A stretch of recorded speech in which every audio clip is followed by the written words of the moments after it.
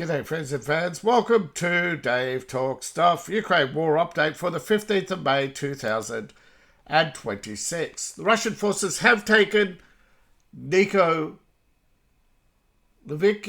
19 hours ago at time of recording. This was a short time after my video yesterday.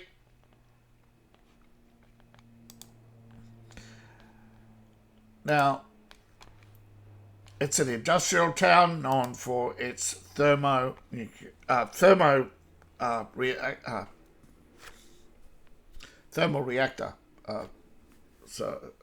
geothermal, power plant. It is one of many towns known as Mykolaiv in the Donbass, but it's the one near Krasnokovia and Chavez, that was taken yesterday. Now, as we go around the map, there's been a lot of airborne strikes on Ukraine. Now, different numbers from different news sites. Some carry over numbers from yesterday. Some articles yesterday upped its numbers. Yesterday, there were over 700. Today, overall, there were over 600, but in one strike alone, there was over 136. These strikes occurred hourly since 9 a.m. Ukrainian time. Most of them were focused on Kiev, some on Kharkiv, Dnipro, multiple strikes on Odessa and Kherson, and one recently, a short time ago, on Kremensk, a industrial hub at the center of the river traffic. Now, this is believed to be an artificial canal project that was broadened the river under Stalin, also creating a reservoir, or was in the process of.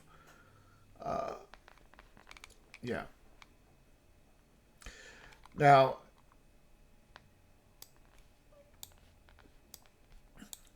the USSR called it efficiency, but half of Ukraine was facing west, half of Ukraine facing east. Materials coming out of Belarus were funneled to towns here on the border, loaded here on barges, taken downriver. Some things were unloaded along the way, others added to them to the distribution hub here at Dnipro. Some things went down to Zaporozhye and then down the river here. But the Zaporozhye nuclear power plant did start to change things. But the road network started to change things as well. But remember, the road network, particularly under the USSR, were, and in some cases still is, only for the military. Now, there has been some relaxing recently on military regulations for civilian traffic to try and keep the flow of grain to the ports at Odessa.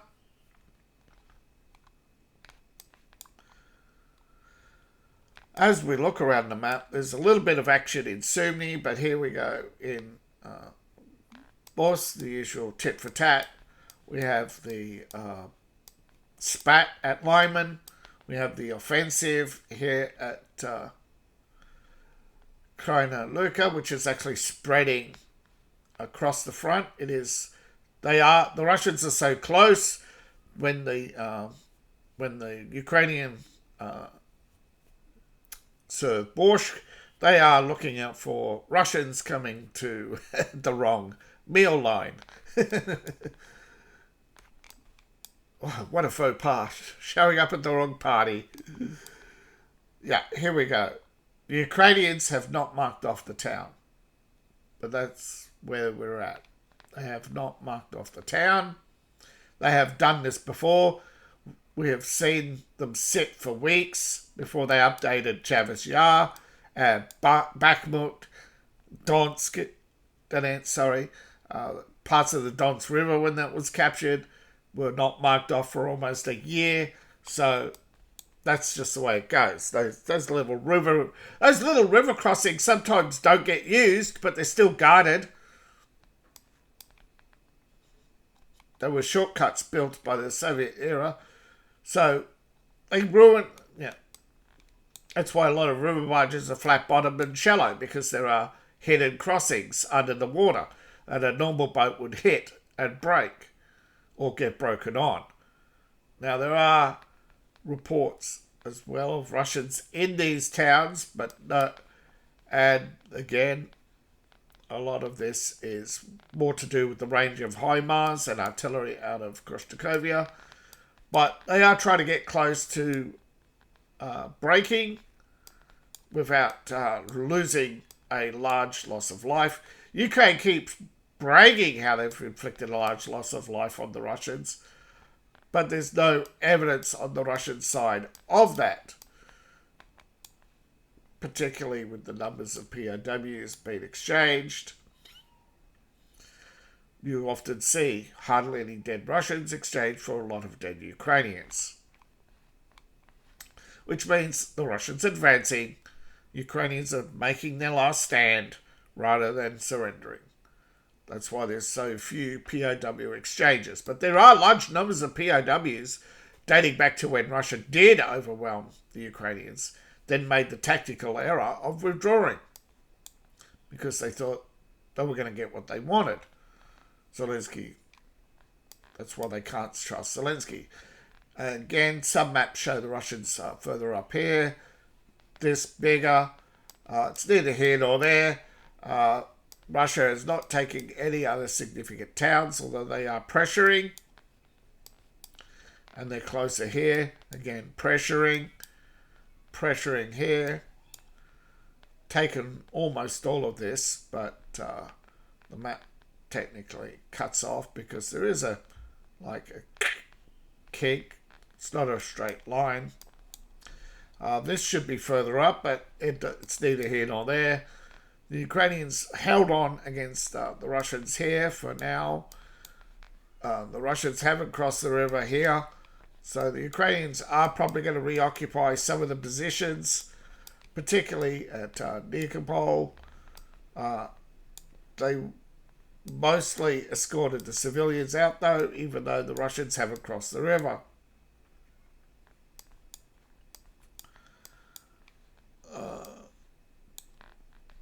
Mostly empty territory again. They're probably going to come up to try and cut off this road.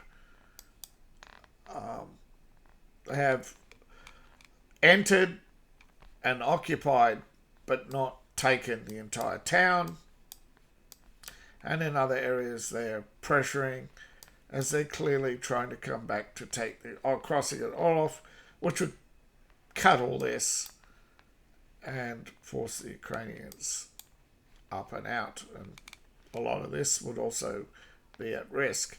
But there is a little bit of territory, again, nothing significant. And Kherson is just being Kherson.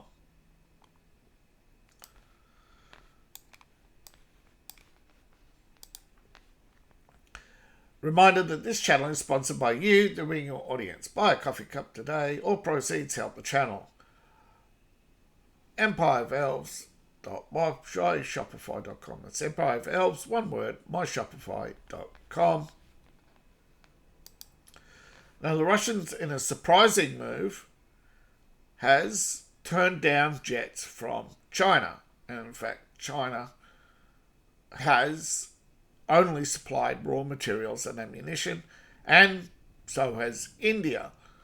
But in a surprising move, Russia has leased North Korean jets to increase their air force, mainly because the Su-25s they sold off. They sold off a lot of Su-25s, and now they're leasing them back, maintaining them, upgrading them, fueling them. Because North Korea loves the revenue, but they also got these at a heavy discount. But the Su-25s is one of the most successful aircraft. It's a ground attack jet, from Russia. Most of these are the Soviet era versions. That's why they were sold off. Now, this is devastating because these come with the Ukrainian cruise missile. Sorry. The Taurus, right? The Su-25s out of North Korea come with the North Korean Taurus. It is a copy of the German South Korean Taurus, KEDP. The German Taurus missile, as it turns out, is not native to Germany. It is a Korean missile, and the North Koreans have made their own. Now, these have the same range and same profile as the Taurus missile being used by Germany. Now, allegedly, none of them have been used in, and they were highly sought after by Ukraine because they outrange the French version, which is only 350 kilometers. The German version is beyond 500 kilometers, depending on its launch profile. Remember, there are ways for aircraft to transfer momentum to cruise missiles, including the use of oxygen tanks and high arc profiles, when the aircraft takes off, and instead of stalling out and falling back down to the ground, they use rocket assist to get up really high to launch, and then they deliberately turn off the engines to. Some of these jets can cruise for a little bit, depending on how much rocket assist boost they get, and be able to transfer the momentum at launch, taking advantage of the delay and altitude, and of course Earth rotation, which is on the Russian side. You've got to be on the east side to get the Earth rotation boost. And you can see how low they fly. They do. And there's Kim finding out that Vladimir Putin wants to give him money. Everybody loves money, even when you're the most staunchest communist in the world. Although you can't call him a communist anymore. He doesn't want to be called a communist anymore. What a shark. He's the world's first trillionaire, allegedly. Do you know that? Did you know Kim Il-jung is allegedly the world's first trillionaire? He has more gold than Elon Musk. He technically owns, there's the jets in the North Korean FU configuration. Because, yes, they have other aircraft as well. But here's the handover ceremony broadcast on Korean television. Of course, in North Korea, it's the only television you're allowed to watch.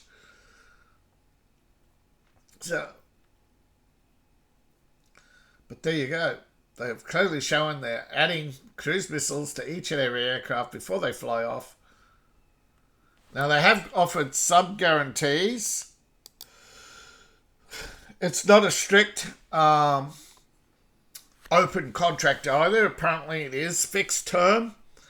But, of course, it's these jets are going to be returned to North Korea or replaced with modernised avionics and increased equipment.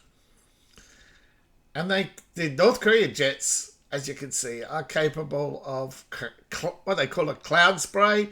This is a fine mist, often used in aerial performance, but it can also be used to F up anything behind you.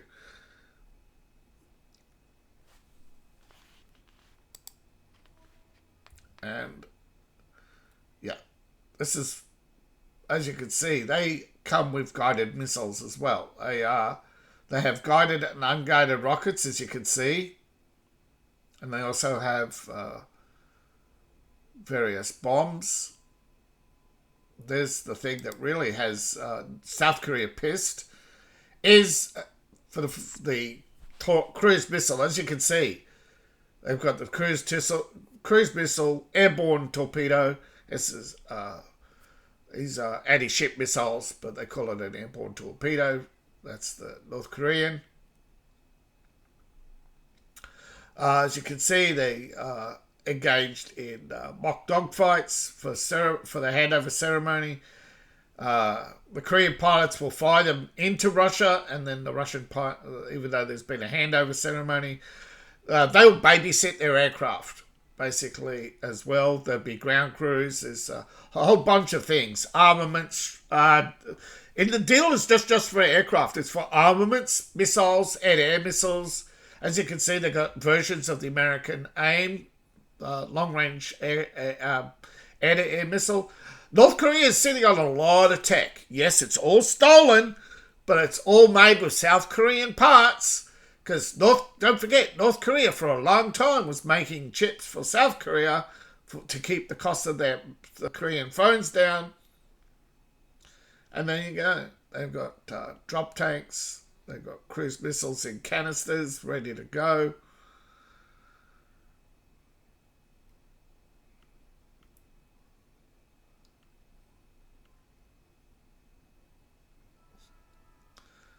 There you go. There's a whole bunch of personnel going with them. As you can see, they've got their drones. They've got a whole lot of stuff on display. It's not just the Su-25s. They got their own version of the Global Hawk in the background, courtesy of Joe Biden. Yay, Joe Biden's got no scandals, right? All that stuff he left in Afghanistan. They can't use it. Yeah. Yeah. There you go. They still have the old style forward firing missiles, the majority of which are not guided. As you see, their fins are folded and capped. When they launch, those caps blow off. They have glide bombs, dumb bombs. They have everything. Air-to-air. Big air-to-air cruising missiles. They have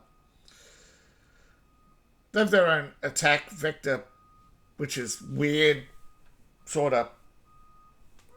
You got to be used to it for guns.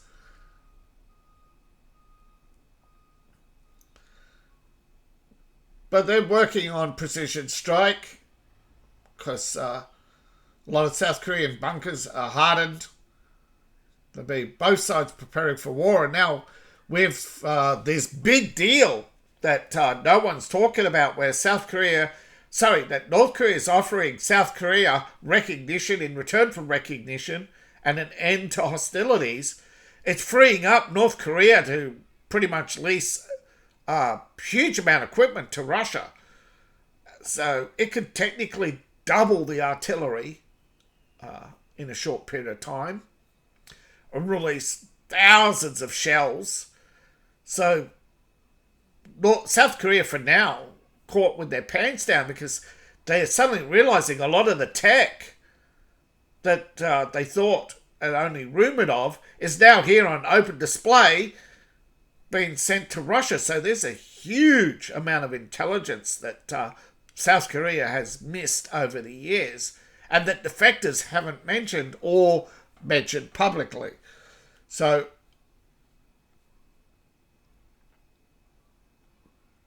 they are getting repainted. That's the thing. They are getting repainted. They are training alongside. This has been a deal in the works for some time where they've been training alongside each other in outside of Vladivostok, north of Vladivostok, and all the way up into Siberia. As you see, there's Arctic and standard. As you can see, they've got their own secondary sites and their own radar sites for both air-to-air and for gun operations and for precision ground attack. It's a lot of equipment to carry and train on. Ground attack jets are the most. You may think a fighter is very sophisticated. Remember, a ground attack jet has to be both a fighter, a ground attack jet, and its own electronic warfare platform. They work in pairs. So they're their own squadron. They have to try to get to precision waypoints to launch those missiles, because they are, or they're semi-guided. They have internal waypoints, but as you can see, Russians who are older, because they've learnt on these equipment, are being training on them in Korea, and then they fly to Vladivostok and complete their flight training there. So this is a deal long time in the making. It's probably taken a year to stitch together, and Kim Il-jung has basically timed this down to the moment when he's released pretty much a lot of his military from the front lines. So a lot of equipment that was sitting around doing nothing other than getting polished is now going to Ukraine, and Ukrainian intelligence has been caught off guard. They've been known.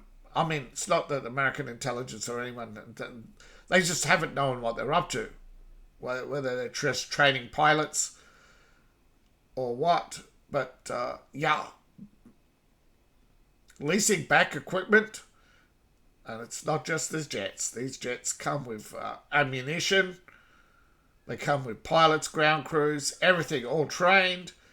They have their Korean counterparts to build. Yeah, the Su-25 is the unrivaled combat aircraft on the Ukrainian battlefield. There's not enough of any other aircraft. The MiG-31 is primarily being used as an airborne platform, and any F-16s and F-Us. There's been virtually no aircraft crossing into each other's countries and to their opposition, because both sides can shoot down a lot per day, and it's not worth losing a $20-30 million. It's not like Spitfires, 100 grand, 200 grand, and none of them would survive. None of the early aircraft, even up to the Su-14s, or your Ukraine has scrapped a lot of its early aircraft because they are just other than what they need for drone protection. They just can't make the parts. They can't keep them flying. That's cheaper to replace them with drones than it is to fly some of these old aircraft, because they don't have. Because after every flight, they've got to be repaired and recovered. They can't, and this is why you get 130 drones, but strikes recorded at 6 locations. But there were over 200 drones launched. So how could they be only 6 locations? Yeah, because Russians are swarming locations. They're predominantly using, however, the majority of drones that are shut down are also surveillance drones. But increasingly, Russia's using up to 8 drones to swarm a tank. They're keeping tanks and other assets, but predominantly drones are seeking out each other.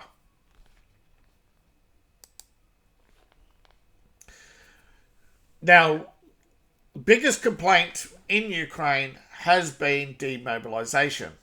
No Ukrainian soldier has been discharged formally. There has been some on temporary demobilization, but the majority have fought now since 2022. Those who survived, and increasingly they cannot get men to cross the line. They sit and wait for the Russians. They won't go to the Russians. So trying to keep the Ukrainian army from deserting, allegedly, because they allegedly have a desertion problem, and prosecution is not helping dissuade soldiers from just up and going home after, or more often than not, they're not really leaving the battlefield. They're just choosing to stay in their trenches and have a nice little camping holiday, hoping the Russians will leave them alone. If sometimes it works. The Russians have, in many cases, as you've seen, there are large swaths of the battlefield where there's no activity, and the Ukrainians stationed there are happy to have their little cookouts and not go home because, yeah, they'll just get sent back and most likely to a more active area of the combat field. But the demobilisation provisions, that is, the current bill and the current bill proposed to reform the army, right? So when the bill was first passed for mobilisation, there were no demobilisation provisions. And once again, the military command has asked Parliament to remove demobilisation from the reform bill. The reform bill will give a pay increase to officers, mind you, but also to some non-commissioned officers.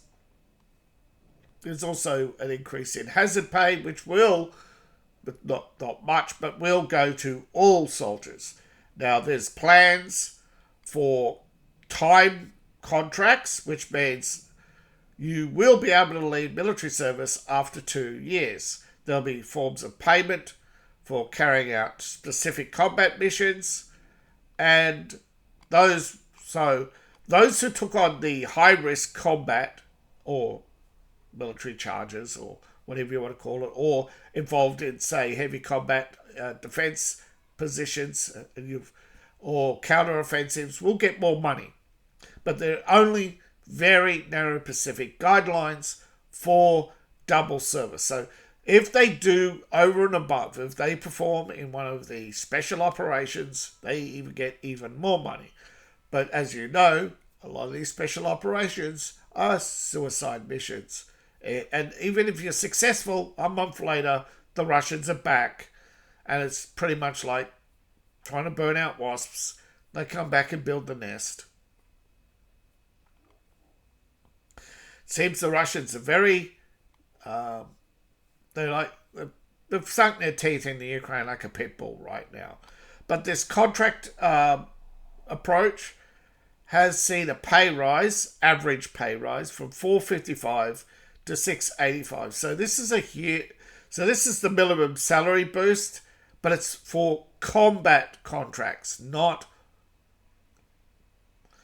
add new recruits. So it will apply across the board to combat, so military personnel.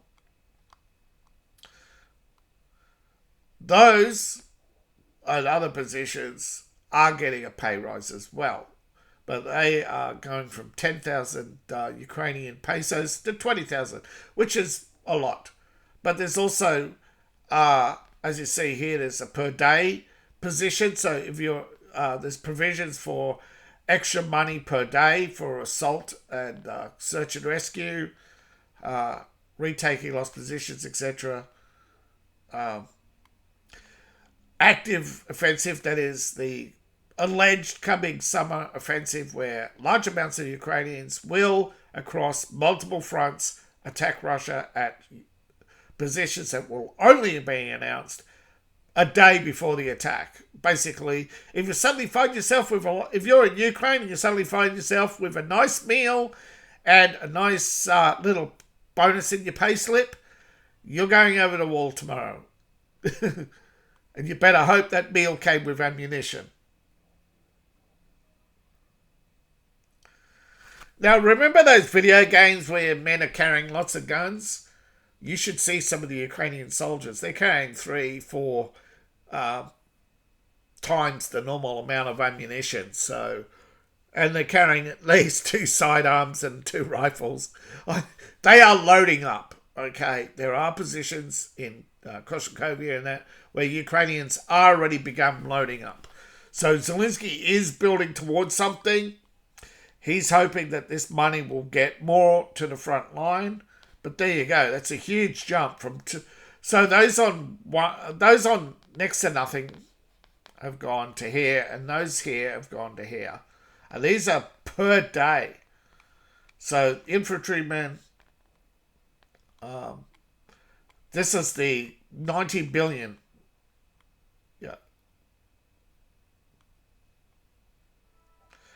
Complaints. So whenever you hear about Russia, me reading off Russian story about complaints, a lot of them are translated from Ukrainian Pravda. Not all of it gets translated to English by Ukraine. Okay, Ukrainian Pravda does not give you all the stories. And they're not even from Ukraine. Like I said, this is British intelligence.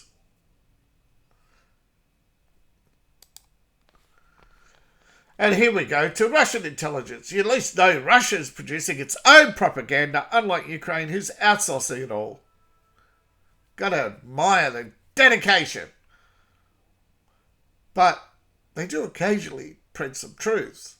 Ukraine is turning to drone swarms, and they have been able to hit Russia with more drones than than previous attacks. But there's only been small amount of damage. Even Ukraine they send lots of drones to one location to get through. But this is not one location. You can see all the locations. And each location is anywhere from 1 to 12 drones shot down. And a lot of them are being shot down by guns. Russia's conserving its missiles, but so is Ukraine. Now, in a recent court case, 24 Ukrainian, they didn't say whether they're officers or servicemen, but it's usually officers, have been sentenced to life in prison for war crimes against Russia or civilians. Now, in the past 4 years, over 700 Ukrainian militants have been handed severe sentences in Russian penal colony. Now, 24 of them recently sentenced to life. The Russian Military Investigation Directive has thrown around the N-word and, said the majority of cases are between 16 and 25 years in prison for waging war on Russia. There's over 2,000 criminal cases against representatives of the armed forces of Ukraine for drone attacks on civilians, bombing of civilian areas, attacks on Russian towns outside of the special military operation, acts of sabotage or subversion outside of this military. Any Ukrainian caught outside of the special military op, any involved in some of Ukraine's more dirty operations, some of those involved in the shooting of Russian POWs. And don't forget, out of these 2,000 cases, only 700 made it to court. I don't think the rest are going to show up for their court case. I think they're going to be in body bags, handed back to Ukraine. Anybody remember the biolabs claim? Remember when Biden laughed at the claim? Well, Russia's pointing out that Tulsi Gabbard was investigating 40 biolabs in foreign countries. And the CIA raided her office to take back sensitive national security documents. These include labs involved in the study of COVID-19. And Robert Kennedy was also involved in investigating US-funded labs in Wuhan. They were all dismissed by then-President Joe Biden as outright lies. But Tulsi Gabbard knew better. She was on the inside, and that's why she swapped. She could not stand their lies, their blatant lies. Now, they haven't come out and said the quiet part out loud, but according to the Ukrainian Ministry of Health, there was an order for the destruction of pathogens which include the bubonic plague, anthrax, tuberculosis, cholera, and other deadly diseases. We recently did a story on which may have been the reason why we were hacked and lost YouTubies, but I forget which video it was. I often haven't kept track of the of the different stories. But there was a story under Joe Biden where there was a disease breakout. And when you research that bacterium, it was listed as discovered in Ukraine. It was allegedly pathogen found at a Ukrainian children's hospital, which turned out to be not a children's hospital. That was just the sign on the front gate. The reality was it was a Ukrainian military hospital. And, of course, as you know, everything's dismissed as Russian disinformation. But this time, Russia's laughing at you. Now, Russian radiological, chemical, biological defense is pretty much like the US. The US has also units for biological, chemical, and nuclear reactions to such attacks. Biosecurity, dual-use research and things they investigate.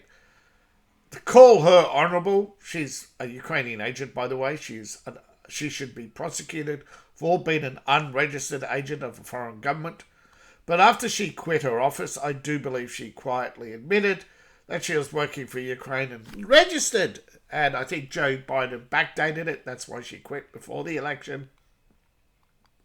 This is Joe's statements. Yeah. And we don't have weapons. Actually, Tucker Carlson was probably fired because, he's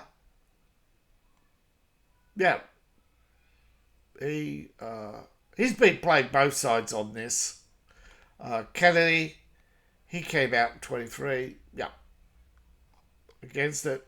Tucker was originally against it. Now he's dropped it as like a hot potato. He won't talk about it. Biological front lines.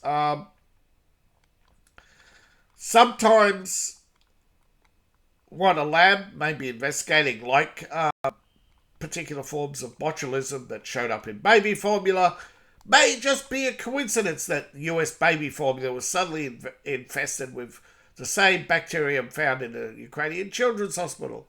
Of course, it also could be that they're covering up that they brought over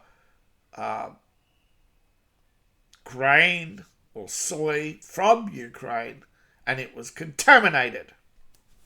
Remember, often a lot of the proteins or nutrients in powdered food, it actually comes from powdered grains. So it is possible that safety standards were lax because they buy stuff from Ukraine and just take it at face value rather than because any testing. There's a lot of reasons why a lot of food is contaminated, and more people are turning away from any imported food, particularly from Ukraine. Poland recently had a farmers' dispute in which thousands of tons of Ukrainian grain was set fire to in Poland after quietly admitting it was improperly guarded against fungus. And they didn't say it was infected, but we all know it was infected because it was creating blue bread. If you ever see blue bread, you know it's poison. Even your brain's telling you before that when you see this blue mold, hey, no, black mold, blue mold, hey, that's dead, man. That's terrible. But that's the problem in the world, right? It's not just Ukraine, but all across Europe, there's been a huge amount of people with good intentions just saying, hey, just stop bringing in Ukrainian grain or test it. Stop. The problem is once contaminated grain gets into the grain store, that's the entire grain store. That's not just one bad farmer's decision that's crop is paid for and is now ruining other people's crops. They're paying for the crop out of Ukraine uninspected and throwing it straight in the grain stores, ruining the livelihoods of other farmers who have to wait for their grain to be sold. But then it's but they're at war. You got to pity them. No, you don't. You're putting people's lives at risk for a individual. And when you turn around and don't respect individual rights, it's crazy. I'd love the fact if Liberals celebrated individual rights and cared about the farmers, but they don't. It's just politics. They just want to grind in and tell everyone how compassionate they are. You're not. Okay? Those who tromp around in big brass bands saying, look at me, I gave to charity, they aren't charitable. Okay? That's why I don't support companies when they come out with all these charity events, because it's all for PR. Yeah, Russian fury. Now, I'm not saying North Korean jets were involved, but with the amount of Su-25s available now for training and the eastern flank of Russia, more jets have been able to move to western bases and carried out a large, predominantly airborne launched strike. That's MiG-31s, Su-25s and Su-35s, launching a barrage of different missiles against Ukraine's air defence and defence industries, or up and down the front line, predominantly Kherson, Dnipro, etc. Frontline positions were for drone launching, as well as further back in the logistics, like the recent attacks on central Ukraine. Now, this is an ongoing operation. Every week they carry out at least one of these airborne operations, and they accumulate hundreds of casualties on multiple fronts. As you can see, some of them are ground-launched missiles, and Ministry of Defence battle group. They name the battle groups. They admit to mistakes. It's not the same Russia of Boris Yeltsin. And it's not the same Russia of early Putin. Now, there is talk, of course, that this is Putin's last term. That man's going to die in office long after Trump has left. Putin probably outlast Xi. He ain't going anywhere. He's going to do one more term, one more 5-year term. He's going to do a deal with Medvedev again. Medvedev will hold most of the power on the national security side. He'll finish out the war. Putin will step down. There will be a transition period where Medvedev is the interim president, and then there'll be elections. Now, whether or not Medvedev will win is another question, but if he plays to the audience, which most Russian politicians do, and pleases the predominant factions in the parliament, there would be a clean bill that goes through for the transfer of power, rather than immediate dismissals and calling for elections. Russian elections are going to be held. The transitional power is only temporary.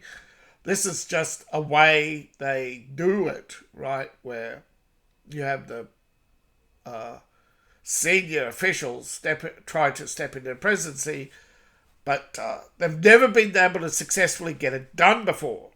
And Putin's the only one who's successfully done it. Stepped from president back to a senior political position and back to president.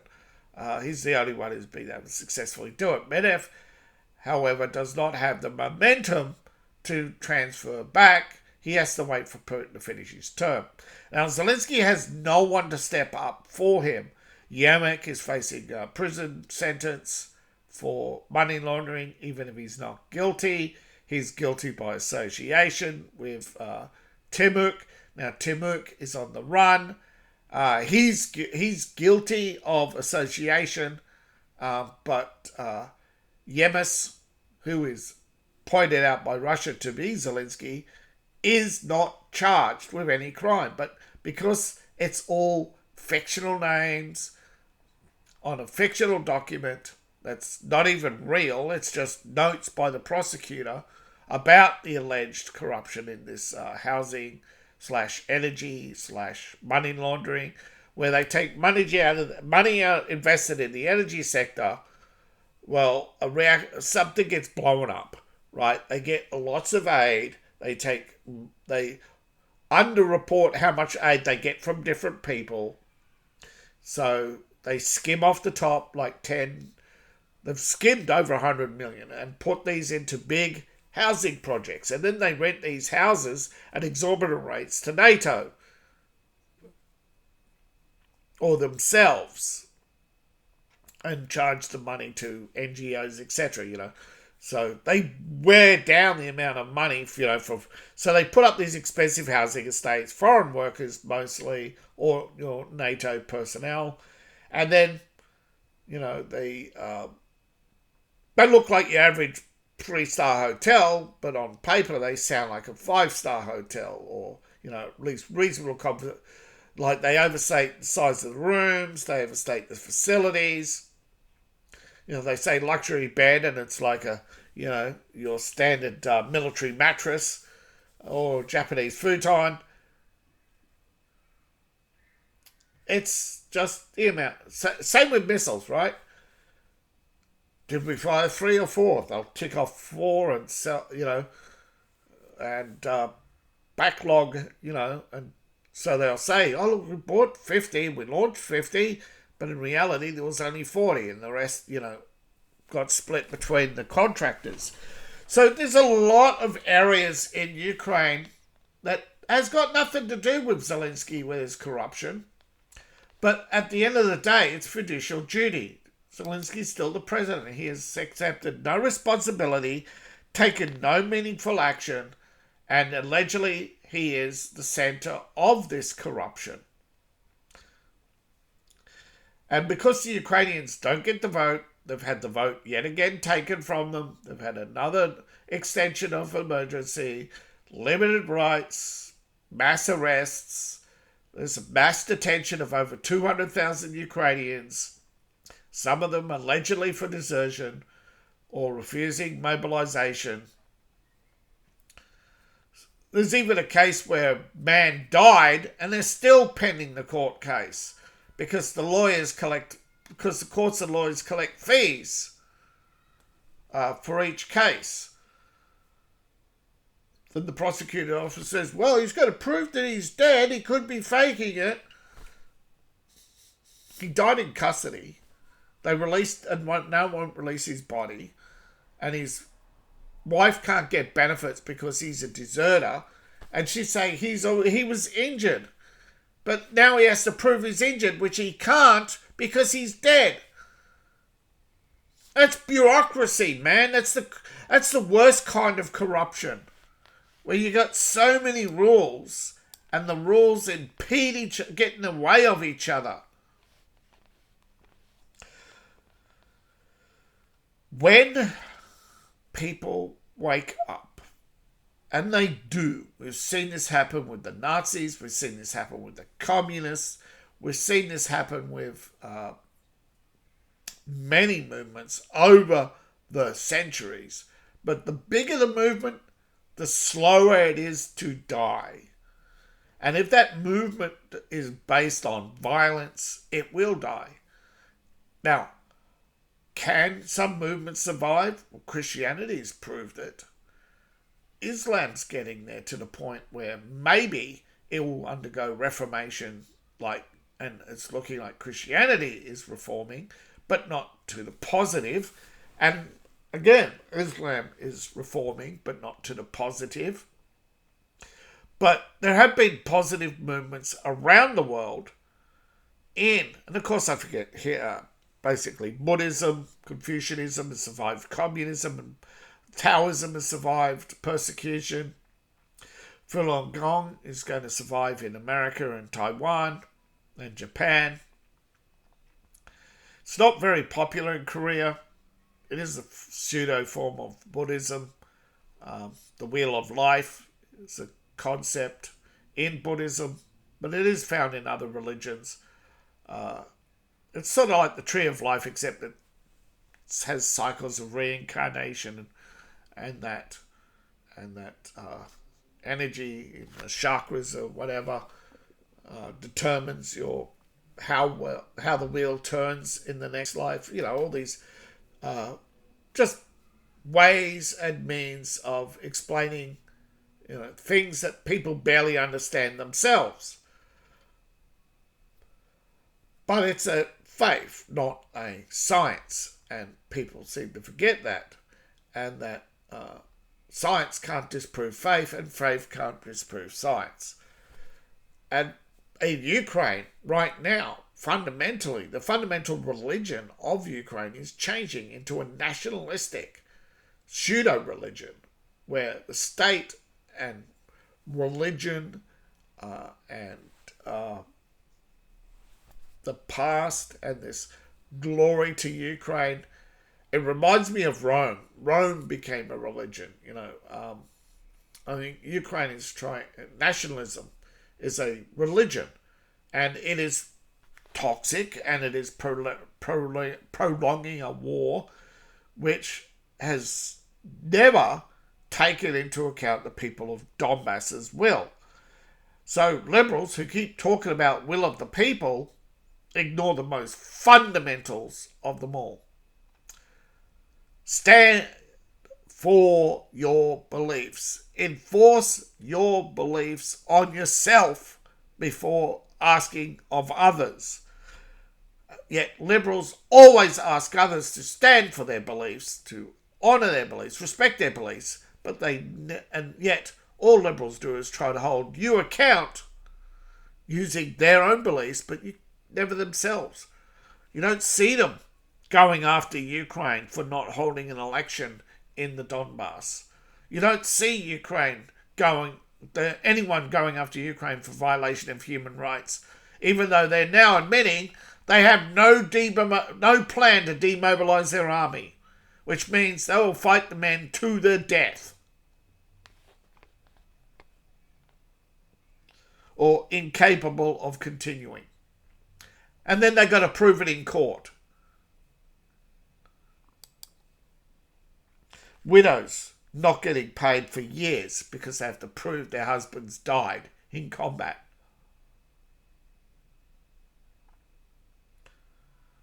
Thank you for watching. Please like, share and subscribe. Please support the channel.